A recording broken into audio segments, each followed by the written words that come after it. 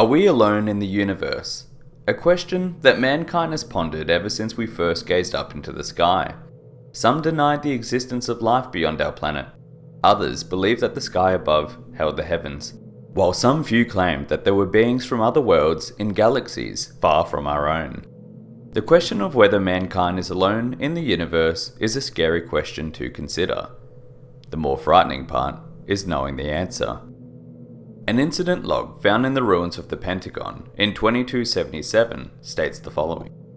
Further investigations into the UFO codenamed Paladine have confirmed our suspicions. On the evening of May 3, 2062, an alien craft of unknown make and origin did indeed breach the airspace just north of Hagerstown, Maryland, and crashed into the heavily wooded, non-residential area. Unfortunately, attempts to retrieve the craft proved unsuccessful. It simply could not be located, either due to some kind of advanced invisibility shielding, or because the occupants managed to make repairs and vacate the crash site before our arrival. Despite our failure of recovery, the significance of this event cannot be denied. We are not alone. When speaking of aliens within the Fallout universe, the primary species that we envision are the Zetans. There are evidently some form of other aliens in existence, given the artifacts and buildings found by Lorenzo Cabot in the Arabian Desert, but the focus for today is on the beings that have had the most interaction with humanity. Although the Zetans had evidently visited Earth for many centuries, their existence was only acknowledged by the pre-war governments of the world in 2062. During the space race of the 60s, the US had launched a capsule, piloted by the astronaut Colonel Hartigan, into space. The attempt was one to improve upon the previous voyage of Captain Bell, the first man in space, who unfortunately perished upon re-entry to Earth. Colonel Hartigan's expedition was unfortunately more unsuccessful. Colonel Hartigan's capsule disappeared from all visible radar technology after leaving Earth's atmosphere, made all the more suspicious when the vessel never returned back to Earth. The USA began to truly contemplate the crackpot rumours that extraterrestrial visitors may have interfered with the inhabitants of the world, a theory that was ultimately proven to be true.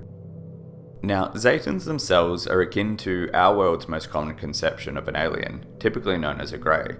They're a small, green-skinned, huge-headed little monster who would lose a fistfight with a human baby. Nyah. In contrast to their physical fragility, or perhaps because of it, Zetans are seen to be incredibly intelligent beings. They've developed sophisticated technologies unparalleled to the technological might of pre-war America in robotics, spacecraft, and weaponry to make up for their disadvantages. As an example, cryostasis, force fields, ray guns, teleportations, army robots, and space vessels are just some of the technologies that the Zetans have at their disposal. It appears to be the case that the home planet of the Zetans must have a similar environment and atmosphere to Earth. The Zetans are able to be located on Earth's surface on numerous occasions, breathing and digesting our oxygen without any form of breathing apparatus or support system.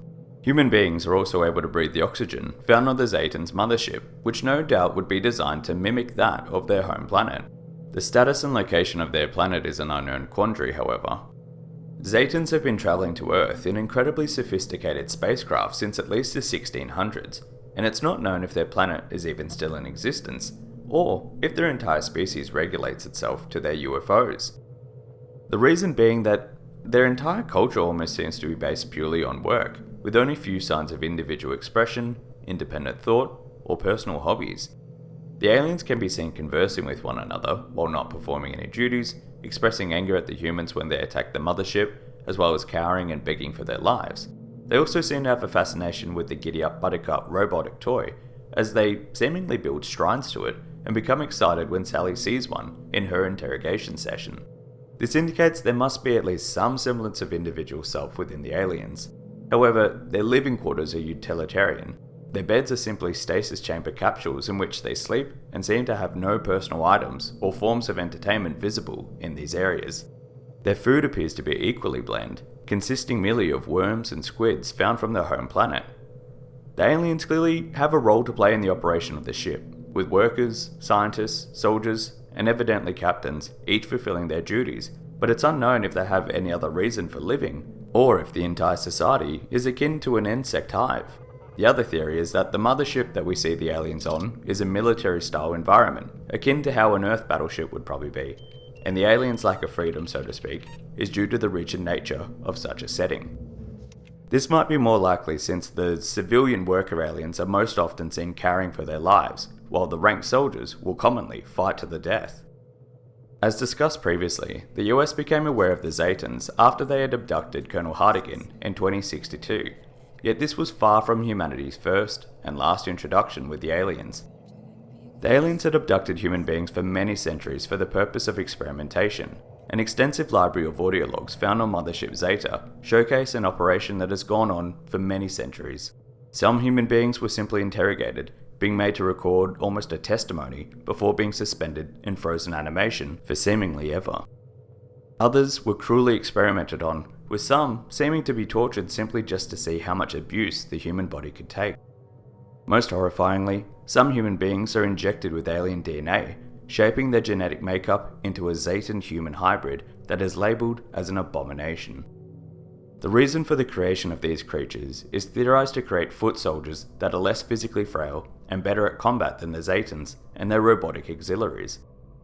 However, the experiments do not seem to have been perfected, as abominations will launch themselves at all opponents, Zetan or otherwise, seeking to tear them apart with their hands and teeth. It unfortunately seems to be the case that some trace of their humanity remains within their genetically altered shell, as some will thank the player when they're killed. We've got no idea on how the Zetans reproduce, or if there's any differences in gender even within the species.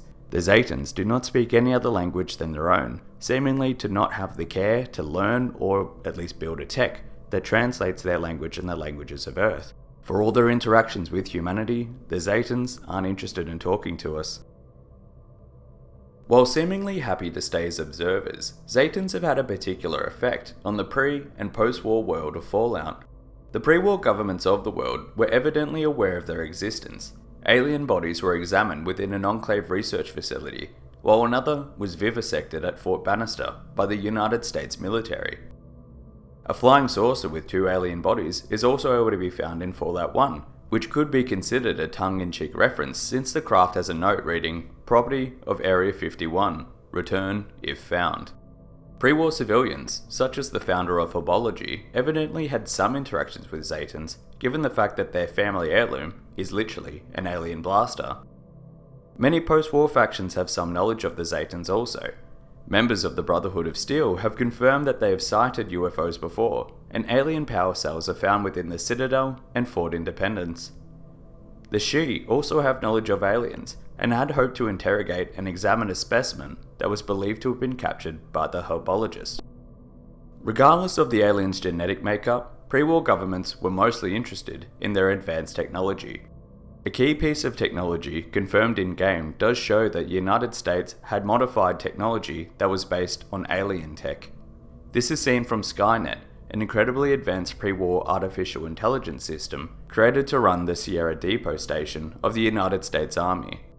Plasma weaponry is also theorized to have been based on alien design, given the existence of the MPLX Nova Surge plasma pistol, a pre-war weapon with alien origins that had been studied by scientists before being reclaimed by the Zetans.